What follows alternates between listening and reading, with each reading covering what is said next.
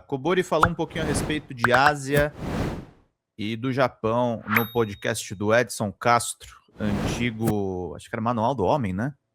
Ele tinha aquele canal, vamos lá. Ouvi você falar dele, porque chegam as notícias ruins do Japão pra gente cada vez mais, né? Então a gente tem a baixa da natalidade, Obrigado, Kelly! É coisa que a gente já fala sobre há muito tempo. Só que a gente começou a falar sobre a economia do Japão, então a gente já sabe que o Japão vive uma deflação, um problema econômico que tem gerado um problema, até mesmo o rumo das últimas eleições segue um pouco dessa esteira. A gente tá começando a ouvir falar de protesto no Japão, que eu acho que é uma coisa que nunca furava muito a bolha pra gente também. E também essa questão de como o Japão ele não tá conseguindo se recolocar no mercado global, né? Se a gente olhar assim, que nem você falou, eu cresci nos anos 90, a gente ouvia muito notícia do Japão. Só que agora a gente ouve muito mais de China, Taiwan, Índia, a gente ouve muito mais de outros países ali que estão na Ásia do que o próprio Japão na esteira das coisas, né? Como é que tá o momento atual econômico do Japão, Kobori? O Japão, assim, eu morei lá no início da década de 90, né? Eu fui para lá em 1990, fiquei lá em 91 e 92, né? Voltei no início de 93. Beijo, e estava no auge, assim, da crise no Japão, que foi proporcionada justamente pelo Acordo de Plaza, né? Que foi feito em 85. Então, e foi na época da bolha imobiliária no Japão, né? Quando eu estava lá. Então, a economia está em recessão. Desde então, a economia não se mexe, não se desenvolve, né? Eles estão sempre tentando tirar da recessão, voltam à normalidade, não consegue crescer, aquecer a economia, aí dá um passo para trás. O momento econômico do Japão o Japão ficou muito subserviente à economia americana, né? Tanto que depois dessa guerra tarifária agressiva dos Estados Unidos, os dois únicos países que baixaram a cabeça e aceitaram tudo que o Trump pediu foi o Japão e a Inglaterra, né? Que fizeram um acordo lá e baixaram a cabeça. Sob o ponto de vista político, está num momento difícil, né? Que teve a ascensão lá da extrema-direita também, né? A primeira-ministra lá é uma política de extrema-direita, que inclusive umas coisas meio assim, sem sentido nenhum, fez um ataque à China agora, né? Foi falar de Taiwan agora e o próprio governo chinês já reagiu com bastante contundência, né? Quer dizer, coisas desnecessárias, na verdade comprando uma briga que não é do Japão, né? O Japão está tentando comprar uma briga que é dos Estados Unidos para tentar agradar os Estados Unidos, já que ele depende tanto da economia americana. Eu acho que o Japão deveria tentar se livrar e ser mais independente, né? Até porque é um país, uma cultura milenar também, uma civilização muito avançada, uma economia forte, apesar de estar em recessão, é uma economia ainda muito forte, né?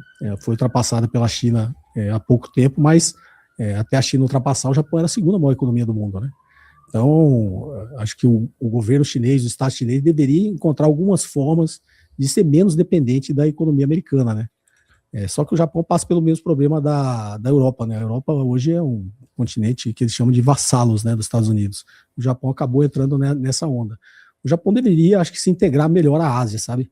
É difícil porque o Japão foi, durante um período, um estado imperialista também, né? O Japão, a galera da Ásia não gosta muito do Japão no fim do dia. Eles invadiram a Coreia, né, e a China, então eles têm, assim, uma rixa histórica. O coreano e chinês não gostam de... Com razão também, né, Kobori? Com razão. O Japão cometeu muitas atrocidades, né? Eu, como o japonês, tenho até vergonha, assim, de falar isso, mas a gente tem que admitir, quando você olha a história, que eles cometeram muita atrocidade. Mas acho que o Japão cometeu erros, foi justamente na reforma Meiji, né? Foi quando eles tentaram imitar o Ocidente, né? O Japão começou a ascender economicamente quando eles, influenciado, né, pelos próprios americanos e ingleses, eles começaram a tentar adotar uma cultura, pelo menos do ponto de vista econômico, uma cultura mais ocidental. Verdade, Luan. Tanto que nesse livro do Emmanuel Todd, ele coloca o Japão no que ele... Leiam Emmanuel Todd, tá, gente? Eu li O Fim do Império quando eu era bem novinho. É um intelectual europeu que explica muita coisa do que aconteceu depois da Guerra Fria, tá? Não sei se ele tá lançando novos livros, mas acho que sim. Tony Pedreira mandou: quando eu vejo uma galera defendendo Luciano Huck, Gustavo Lima, Flávio Rachadinho, etc., para presidente, eu vejo quanta formação política do povo brasileiro falhou miseravelmente. E é legal a gente trazer, gente, essas informações. É um dublador falando do Luciano Huck, mas é legal, ele fala a real de quem é o Luciano Huck, tá? Não é os esquerdistas suspeitos de sempre, não. A gente trabalhou com ele. Gente que trabalhou com ele e que sabe do que esse cara é capaz. Boa tarde, Pedro. Rogério Anentablian disse que Moscou está em chamas. Sabe de algo sobre isso? Sim. Ataque drone, 3 mortos em Moscou. Aconteceu hoje. E vamos ficar atentos que eu vou tratar dessa notícia também. Acho que vou trazer até o vídeo do Anitta pra gente. Vamos fazer um react aqui. Depois que eu mostrar um pouquinho do Kobori. Chama de Ocidente expandido, né? No Ocidente expandido, o Japão é considerado um país ocidental. E desde que eles tentaram copiar o modelo ocidental, que eles começaram a cometer atrocidade, né? Essa expansão imperialista e militarista do Japão foi influenciado pelos Estados Unidos e pela Inglaterra, né? Ele viu os Estados Unidos e a Inglaterra colonizando o resto do mundo e ele achou que ele podia fazer isso também, né? E aí foi quando ele cometeu as atrocidades na Coreia e na China. Então acho que o povo japonês é um povo sábio, acho que está nesse momento de crise, assim, de esticar a corda. Esses movimentos que você falou de manifestação, eu vejo com bons olhos, que o povo japonês geralmente ele não faz isso, né? Até pelo que eu conheço da história, é muito difícil você ver o povo japonês se revoltando dessa forma, mas eu acho que é um momento que o povo japonês acho que deveria rever, né, a sua história, rever os erros que ele cometeu no passado e os modelos que ele tem tentado copiar, né? E o quanto você vê que essa questão da natalidade, até mesmo do envelhecimento, tem uma questão, o Japão ele é sempre uma incógnita pra mim, assim, meu sonho é ir pra lá porque tem coisas que eu queria ver pessoalmente, assim, porque tudo que a gente ouve do Japão é uma questão de bem-estar muito alto, então, pô, eu associo um bem-estar muito alto, mas ao mesmo passo a gente tem números escabrosos de saúde mental, de solidão, de índices de pessoas tirando a própria vida, de envelhecimento, queda de natalidade. Então é uma coisa que você para e pensa assim, caraca, vocês chegaram num bem-estar tão grande que a população começou a sumir, sabe? A população começou a morrer por culpa desse bem-estar. Pra mim é um pouco... É legal até falar com alguém que morou lá um pouco para poder entender um pouco dessa... É quase um paradoxo para mim isso daí. Na realidade, assim, o Japão, a cultura japonesa... Eu considero o japonês um povo triste, sabe? Minha esposa é psicóloga, ela foi para lá depois comigo em 2015 e ela notou isso também. E aí você falando até interessante, quando a gente estava lá, teve um amigo eu tenho 5 filhos, né? Uhum. Tinha um amigo dos nossos filhos, foi fazer um mestrado lá no Japão, na Universidade de Tóquio, e ele foi fazer, a tese dele era justamente sobre suicídio, né, na sociedade japonesa. É o país que mais tem suicídio de jovens no mundo, na sociedade japonesa, né? Dado ao nível de exigência, né, que existe na sociedade japonesa sobre os jovens, né? Eles são muito exigidos a ter sucesso, a se dar bem no estudo. Então, assim, é o primeiro sinal de que ele não vai conseguir corresponder à expectativa que os pais têm, né, que os parentes têm, que a sociedade tem, e essas pessoas tiram a vida, né? É uma coisa meio que insuportável para eles. Eles saberem que não vão corresponder o que esperam deles, né? Então esse amigo dos meus filhos foi lá para estudar isso, assim, os motivos da sociedade japonesa gerar tanto suicídio nos jovens, né? Principalmente nos mais jovens.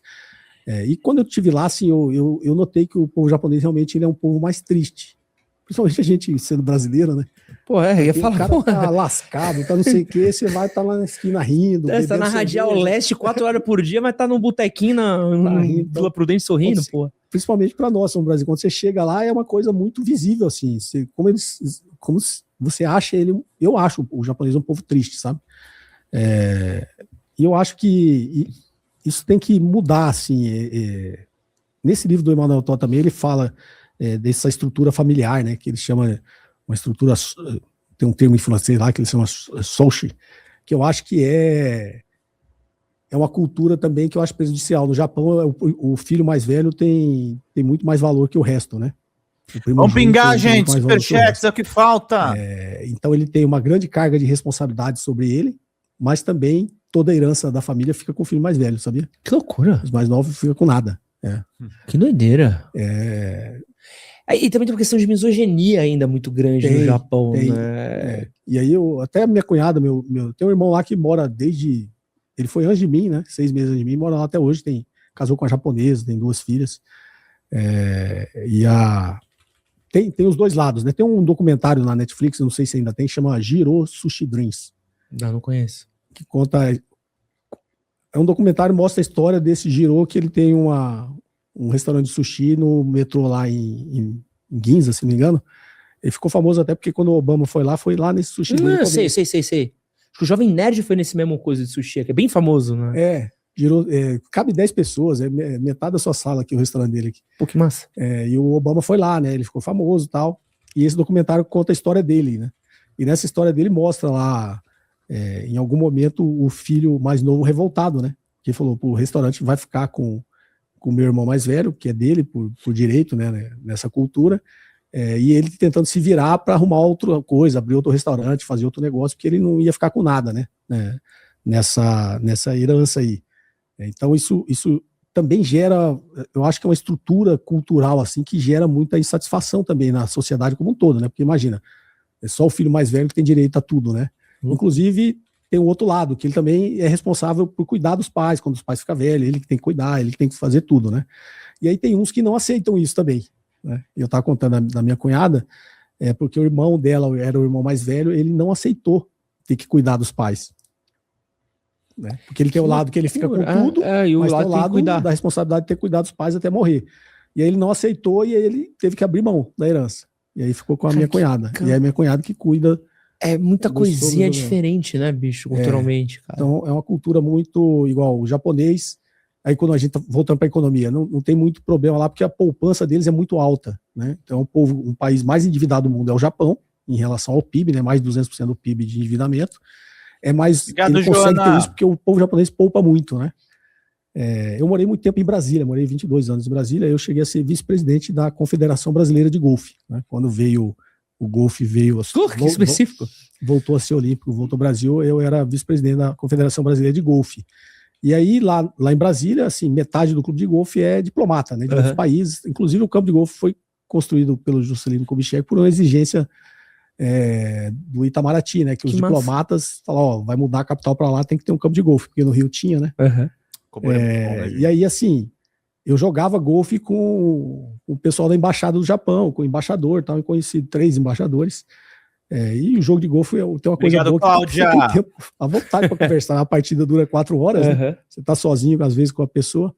E eu conversava muito com eles, e eles falavam muito desse lado pessimista do povo japonês, um povo muito triste, muito pessimista, porque o japonês, na verdade, para ele, sempre o dia do amanhã vai ser pior. Então ele precisa se preparar, né? Ele acha que... Porque, primeiro, é um país que tem todos os acidentes geográficos que existem no mundo, tem lá, né? Terremoto, maremoto, Godzilla, furacão, né? Tudo. Tsunami, né? Godzilla. Então, o japonês, ele sempre acha que amanhã vai ser pior. Então, por isso, ele é um povo muito poupador. Então, ele acha que ele tem que poupar para o dia de amanhã. E esse embaixador sempre falava isso, né? O povo e a dificuldade da economia também sair da crise é porque ele tem esse lado que a gente briga aqui que a gente precisa poupar mais lá. E eles acham que o japonês precisa gastar mais para movimentar a economia, né? Se todo mundo ficar poupando, como que a economia vai movimentar? Então ele falava dessas contradições na sociedade japonesa, né? O povo japonês é muito triste, muito pessimista, por isso ele poupa muito. Isso permite que o governo se divide mais. Só como ele poupa muito, ele não consome e não gira a economia. Então a gente tem um problema lá de ter, dos dois lados, né? De ter que ficar tentando fazer com que a sociedade evolua, né? Então, assim, morar 2 anos no Japão foi... O Marcelo faz a pergunta, né? E aí? Onde é que foi parar a grana do Flávio, né, gente? É a pergunta que não quer calar. Uma experiência muito válida para mim, que eu me considero brasileiro, Flávio, né? Mentirinha. Eu até brinco que aqui todo mundo me chamava de japonês. Não, japonês. Aí cheguei lá, todo mundo chamava brasileiro. Não, brasileiro. Aqui eu sou japonês, lá eu sou brasileiro. É gaijin lá, né? Gaijin. E aí é uma experiência, assim, que para mim foi bastante válida. Não só porque eu fui lá para trabalhar, mas para conhecer também a civilização, né? Fala, galera da Folha TV, não se esquece de se inscrever aqui no nosso canal para assistir programas como Folha Notícias Manhã, Folha Notícias Noite, o nosso Folha Entrevista e o nosso Barzinho das Meninas. Muitas coisas bacanas a gente acompanha por aqui e a gente precisa muito, muito do apoio de vocês para nosso trabalho jornalístico, investigativo, de curadoria de conteúdo, com vocês ajudando no nosso Pix, folhademocrata@gmail.com, ou mandando superchats, valeu demais, e os recursos financeiros, tornando-se membro do nosso canal, no nosso curso de jornalismo básico, para você ficar muito bem informado a respeito de tudo. Queridos e queridas, muito obrigado pela presença de todos vocês, vida longa e próspera. Cuidem-se, cuidem dos seus, e não esquece de se inscrever aqui na Folha TV. Até mais!